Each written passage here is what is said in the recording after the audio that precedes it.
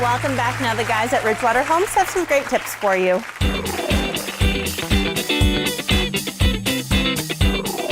What do you do when an addition has been done without a permit? We run across that a lot. Sometimes these additions can be done properly. Some cases, like this job that we're standing at, the addition to this home actually had been done without a permit, and we looked at trying to salvage this job. The addition, when we brought the engineers in, couldn't be saved, so it had to come down. The house had a few issues, so in the process we ended up redrawing, re-engineering the whole house.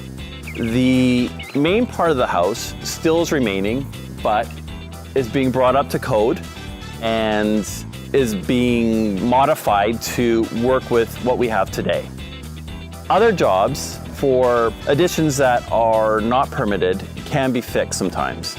Opening up the walls to find out if the structural is done properly, and insulation, different ways that some of these jobs can be saved and saves the client money as well.